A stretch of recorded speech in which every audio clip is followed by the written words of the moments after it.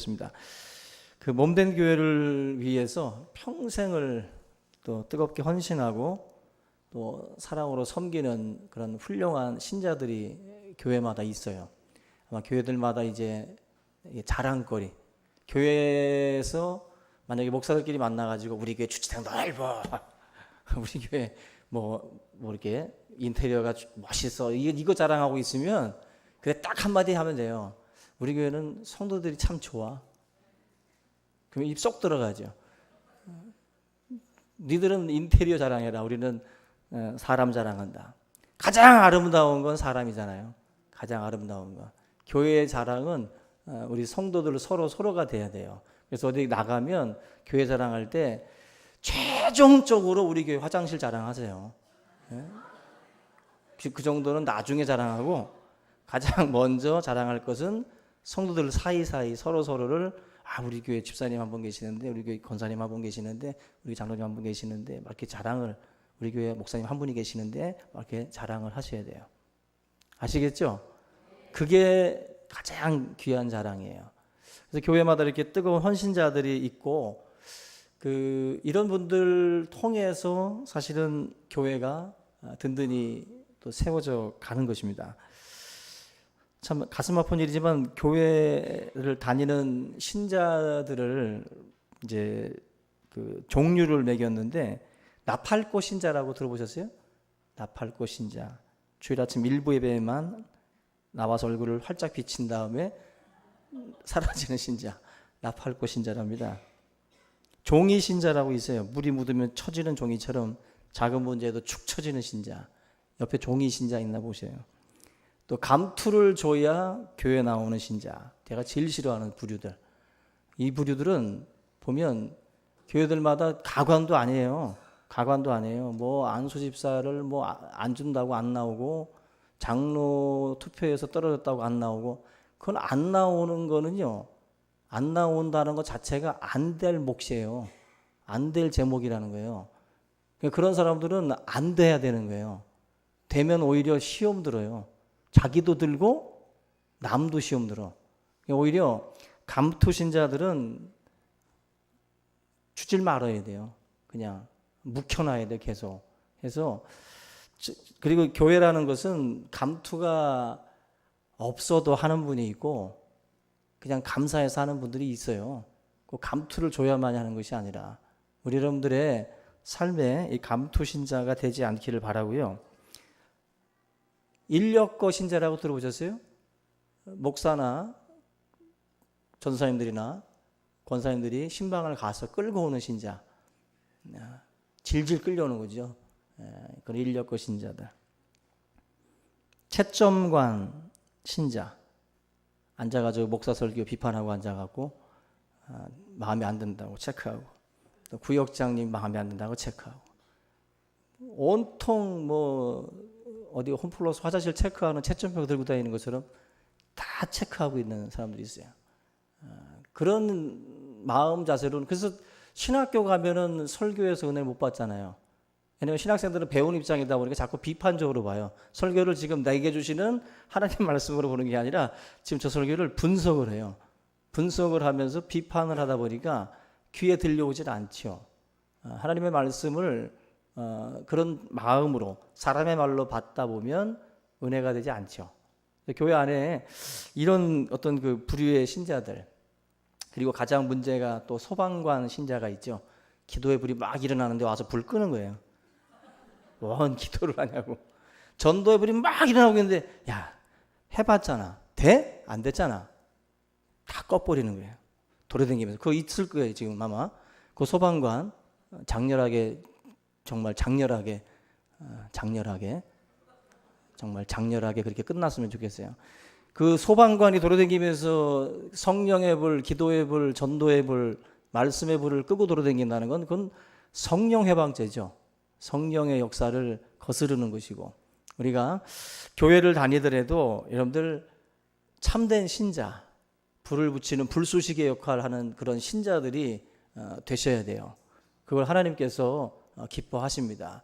교회가 아무리 메말라도 내가 장작불 되자, 내가 불쏘시개 되자 해서 헌신하고 하나님 앞에 비비다 보면 불이 붙을 줄로 믿습니다. 막 이렇게 사셔야 돼요. 하나님 앞에 비벼야 돼요. 그 기도를 통해서 교회를 불붙이는 그러한 성도들이 되시기를 주님의 이름으로 축원합니다. 사실 뭐 교인들이라는 것은 다 건축 중인 거예요. 우리는 다 건축 중인 존재이기 때문에 이런 앞에서 말씀을 드렸던 뭐 인력고 신자처럼 끌려옵니다. 속 끌려가듯이 끌려가고 처음에는 뭐 기둥 뒤에 숨어 예배 드리고 그냥 뭐 안 오는 애 때려가지고 울린 다음에 또 밖에 나가고 예배 시간에 같은 그런 여러 가지 계략들을 써가면서 예배를 피하고 여러 가지 방법으로 그 모임을 피하죠. 근데 이런 것들이 사실은 처음에 예수를 믿는 사람들의 어떻게 보면은 이제 초창기의 역사들이에요. 근데 거기서 이제 벗어나야 돼요. 납할 곳에서 인력거 신자에서 종이같이 축축 처지던 신자의 모습에서 이제는 바뀌셔야 돼요. 바뀌셔서 정말 모범이 되는, 그래서 많은 사람들에게 유익을 끼치는 그런 성도들이 되셔야 할 줄로 믿습니다. 그 물과 땅 양쪽에서 사는 동물을 양서류라고 하는데 대표적인 게 이제 개구리인데 올챙이 때는 폐가 없어서 물속에서 지내다가 이제 다 성장을 하면 폐가 생겨서 또 육지까지 이제 올라오게 되는데 개구리 같은 경우는 육지와 땅을 오고 갑니다. 육지나 땅이나 물과 육지를 오고 갑니다. 이게 사실은 이 개구리의 어떤 하나의 양서류의 모습인데 우리 신앙인들하고 비슷해요. 우리 신앙인들도 이 땅, 보이는 이 세상에 발을 붙이고 살아가기도 하고 또 보이지 않는 세상, 하나님과 소통하고 하늘의 시민권이 있는 존재로 또 이 세상을 또 살아가요. 사실은 이 두 종류의 삶을 사시는 거예요. 여러분들이 지금 그래서 어떤 분들은 그 신앙생활하면서 갈등이 심한 분들이 있어요. 갈등이 이 땅과 하늘에 그 속한 이 존재이다 보니까 이 둘 사이에서 사실은 우리가 굉장히 힘든 어떤 그 삶을 살아갈 때가 많이 있습니다. 근데 사실 이 양서류와 같이 우리가 이 보이지 않는 세상 속에 살아가다 보면 종이가 이렇게 그 빨아들이듯이 마치 어떤 그 삼투압 작용처럼 보이는 세상에서 살면 이 보이는 세상의 문화나 또 가치나 이런 것들이 이렇게 내 몸에 이렇게 스며 들어와요. 그래서 우리가 이걸 부인할 수가 없어요. 우리가 교회당 안에만 있는 게 아니라 교회당을 벗어나게 되면 세상 사람을 만나고 세상의 어떤 그런 뭐 드라마도 봐야 되고 또 영화도 보고 또 세상의 것들을 우리가 접하다 보면 알게 모르게 우리들 가운데 스며드는 것들이 있습니다. 아무리 그걸 걸어내려고 해도 알게 모르게 스며들어요. 그것이 이 세상을 살아가고 있는 우리 성도들의 모습이에요. 이게 영적 삼투압이죠, 이런 게. 근데 이러한 것들을 우리가 이제 피부로 느끼면서 살아가는데 보이는 세계의 가치관이나 이런 그 습관들은 노력하지 않아도 스며들죠. 이거는 우리가 배우려고 하지 않아도 자연스럽게 습득이 돼서 그 가운데서 우리가 이걸 언제 내가 이렇게 바뀌었지? 언제부터 내가 이렇게 이런 험한 말을 하기 시작을 했지? 내가 왜 이런 생각을 할까? 알게 모르게 내가 배운다고 배운 게 아닌데 그게 스며들어 왔다라는 것을 우리가 알 수가 있습니다. 그래서 사실 신앙생활을 한다는 것 자체가 이 둘 사이, 보이는 세상과 보이지 않는 세상, 이 둘 사이에서 어떻게 보면 영적 긴장이에요. 우리가 이 균형을 잡아가면서 살아가기 때문에 이 상태에서 끊임없이 우리가 싸우거든요. 스며들지 않으려고, 내 소중한 영적인 영성을 빼앗기지 않으려고 사실은 이 싸움들을 우리가 싸우고 있어요. 이 본문 말씀에 보면은 주님이 기뻐하시는 그 신자의 모습, 세상 속에 있지만 세상 속에서 스며들지 않고 그 속에서 믿음의 색깔을 지켜나갔던 사람, 바로 루디아라고 하는 여자예요. 성경에는 여자들의 그 활약들이 많이 있지만 그 가운데서도 이 루디아라고 하는 이 여성의 이 모습은 굉장히 중요합니다. 루디아가 어떻게 해서 오늘 이 성경에 중요한 인물이 됐는가? 루디아는 빌립보 교회의 어떻게 보면 첫 시작이고 또 유럽 선교의 첫 열매예요. 그만큼 굉장히 중요한 그러한 그 교두보와 같은 역할을 했던 여자가 바로 이 루디아라고 하는 여자입니다.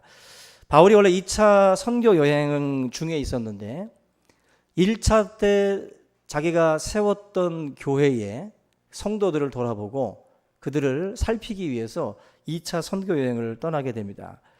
드고아 지방에서 사도 바울이 갑작스럽게 이 선교의 방향을 바꿔요. 뭐냐면 우리들의 생각이 동이었다면 하나님은 갑작스럽게 사도 바울로 하여금 서쪽으로 선교의 방향을 틀게 만듭니다.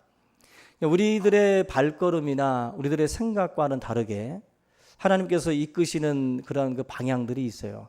그래서 우리는 우리의 길이 막히면 모든 것이 다 끝났다라고 생각을 할 때가 많지만 그것이 어쩌면 하나님께서 나를 통해서 이루시고자 하는 계획의 방향일 수 있어요. 그래서 동과 서, 남과 북 어디를 가야 됩니까? 라는 걸 묻지 마세요. 점쟁이 앞에 가서 묻듯이 그런 걸 묻지 말고 동으로 가든 서로 가든 남으로 가든 북으로 가든 하나님의 뜻을 이루기를 원합니다. 그런 마음의 자세로 살아가는 것이 성도지 어느 쪽으로 가야 됩니까? 이건 아니에요. 하나님께서 합력하여 모든 것들을 통해서 선을 이루실 줄로 믿습니다.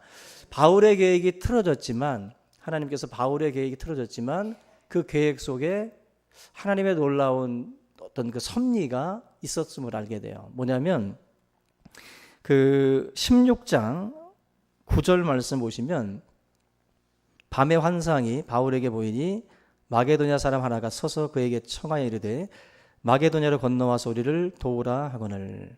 여기 보면 바울의 계획 속에 갑작스러운 환상이 나타났는데 한 사람이 나타나서 우리 쪽으로 와서 도우라고 말씀을 합니다.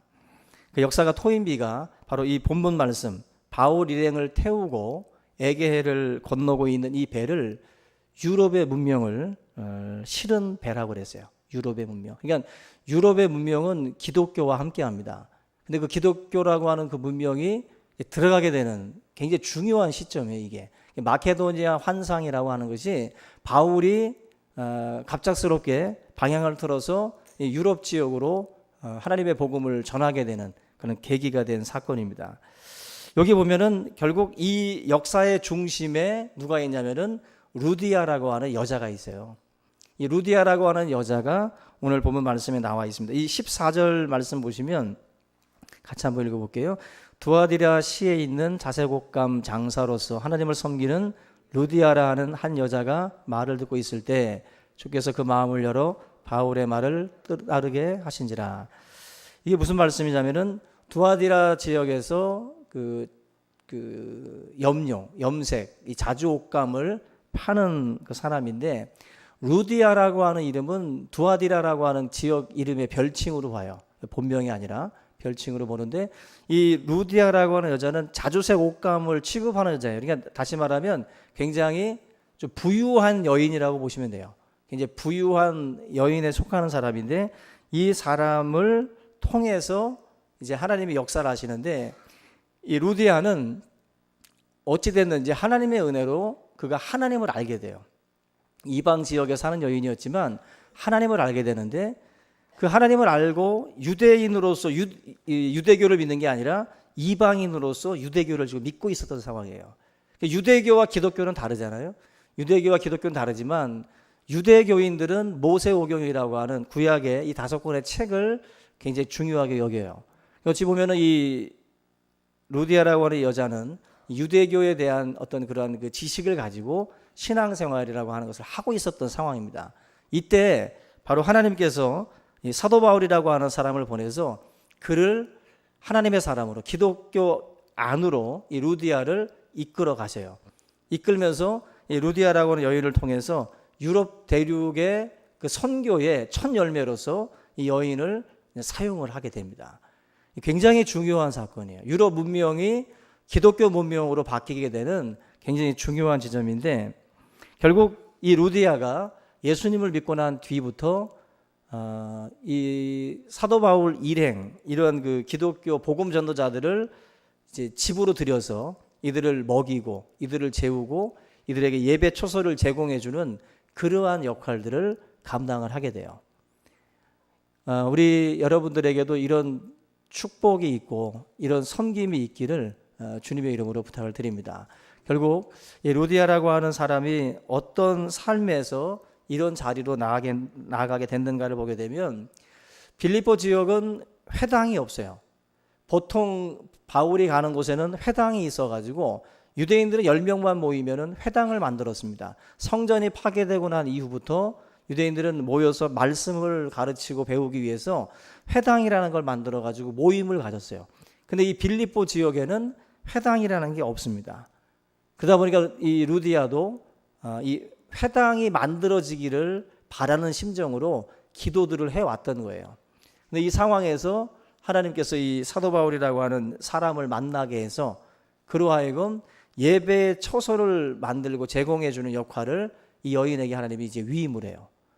참 놀라운 건데 결국 그 루디아라고 하는 이 여자는 굉장히 연약하고 그 시대적 상황이 볼 때 어떻게 보면 미미한 수에 들어가지 않았잖아요. 여자라고 하는 존재는 숫자에도 들어가지 않았거든요.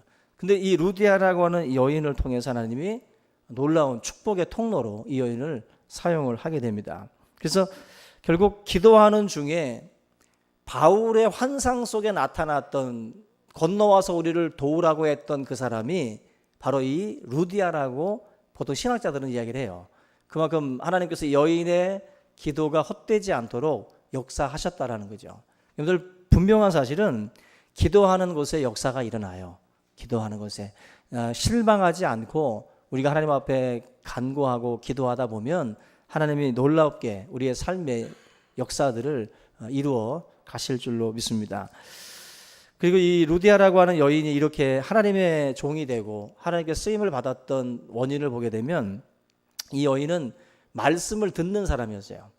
예전에 그런 이야기가 있어요. 빗길에 미끄러진 트럭이 집을 덮쳤는데 소방관들이 오고 막 다들 그 레카차들이 와가지고 집 안에 들어가 보니까 한 여인이 건너방에서 자고 있더라는 거예요. 더 놀라운 것은 이 여인이 그 차가 들이받고 그렇게 난리가 나는데도 자고 있었는데 옆방에서 또 아기가 우니까 깨더라는 거예요. 그래서 사람의 청각은 바로 이렇게 듣는 기능이 있지만 자기가 듣고 싶은 것만 듣는 게 또 있어요. 그래서 여러분들 순종하는 사람과 순종하지 않는 사람의 특징이 뭐냐면은 순종하지 않는 사람들은 보면은 안 듣습니다. 먼저는 들리지가 않아요. 사람의 말이 귀에 들리지 않습니다. 우리가 이 한자에서도 이제 그 청종이라는 말이 있어요. 청종. 우리가 어떤 말을 들었을 때에는 잘 들은 사람이 하는 행동이 뭐예요? 순종하는 거예요. 청종이에요. 잘 들어야 순종하는 거예요. 잘 들어야 따르는 거예요. 근데 잘 듣지 않으면 안 따르게 돼 있어요. 짓궂은 개구쟁이들이라든지 이런 문제아들의 특징은 잘 안 듣는 겁니다. 수업 시간에 잘 안 듣고 타일을 때 안 들어요. 그렇기 때문에 따라오는 행동도 없는 거예요. 우리가 삶을 살아갈 때에 중요한 게 뭐냐면은 청종이에요. 청종. 잘 듣는 거예요. 근데 이 루디아라는 사람의 특징이 뭐냐면은 이 하나님의 말씀을 정말 경청했다라고 말을 해요. 여기 14절 말씀에 그 내용이 나오는데 바로 그 하반절에 보면은 그 한 여자가 말을 듣고 있을 때 주께서 그 마음을 열어서 바울의 말을 따르게 했다. 이 귀가 열린 거죠. 마음을 열었다라고 하는 것은 이제 귀를 열었고 그가 그 듣는 말을 따라가고자 하는 그 어떤 그 욕구가 일어나도록 만들었다라는 것입니다. 유럽 복음화에 그 있어서 축복의 통로가 될 수 있었던 것 바로 말씀을 듣는 거예요. 여러분들 우리가 교회에서 봉사하고 어떤 사역을 감당할 수 있는 사람은 하나님의 말씀을 먼저 잘 듣는 거예요. 듣는 귀가 열려야 돼요. 귀가 열리면 우리의 삶도 따라올 수 있어요. 근데 귀가 닫히면 우리의 삶은 움직이지 않습니다. 움직이지 않습니다. 여러분들의 삶에 이런 헌신된 모습이 청정을 통해서, 경청을 통해서 일어난다고 하는 사실 꼭 기억을 하시고, 또 특별히 이 루디아 같은 경우는 이 순종을 하되 즉시 순종하는 모습을 오늘 15절에서도 보면 볼 수 있어요. 은혜 받고 난 뒤에 자기 집에 거하도록 섬김의 모습으로 나아갑니다. 여러분들 명심하세요. 순종은요, 즉시 하셔야 돼요. 미루면 순종하지 말아야 할 이유가 수백 가지로 늘어나요. 뭔가 마음속에 왔을 때는 바로 순종하고 바로 섬김으로 들어가야지, 거기에서 머뭇거리고 오만 가지 생각을 하다 보면 안 해야 될 것들이 더 많아집니다. 그래서 사도 바울이 지금 말씀을 전할 때에 곧바로 이 루디아가 순종하고 따름으로 해가지고 유럽 복음화의 첫, 어떻게 보면 이제 교두보 역할을 하게 되는 겁니다. 오늘 저는 여러분들이 이 말씀들을 기억을 하고, 저와 여러분들 내가 서 있는 자리나 내 모습을 보면 참 작고 미미해 보일 수 있지만 하나님이 저와 여러분들을 통해서 어떻게 사용하실지 몰라요. 루디아라고 하는 작은 여인이지만 이 여인이 유럽 문명의 첫 시발점이었어요. 우리의 시작도 미미할지 몰라도 그것이 어떤 씨앗일지 모릅니다, 여러분들. 그런 점에서 감사하고, 또 여러분들이 이 해피데이를 통해서 이루어가는 한 사람 한 사람, 그 사람이 누구일지 몰라요. 내가 전도하는 어린이가 빌리그램이 될지 무디가 될지 아무도 모르는 거예요. 예? 그걸 생각해 보면 저와 여러분들이 정말 열심으로 주님의 이 사역들을 감당해야 될 줄로 믿습니다. 하나님의 말씀 안에서 우리 모든 성도님들이 이런 섬김의 자리로 나아갈 수 있기를 주님의 이름으로 축원합니다. 잠시 기도하겠습니다. 사랑해 주님 감사합니다. 오늘 주의 말씀을 통해서 우리가 다시 한번 우리의 모습을 돌아보고, 하나님 우리가 서 있는 그 자리에서 주님을 또 청종하며 주의 말씀에 귀를 기울여 하나님의 말씀을 마음으로 받고 순종함으로 또 많은 열매들을 거둘 수 있도록 인도해 주시옵소서. 모든 것 주님께 맡기며 예수님의 이름으로 기도하옵나이다. 아멘. 우리 이 시간 우리 찬양 한 장 하시고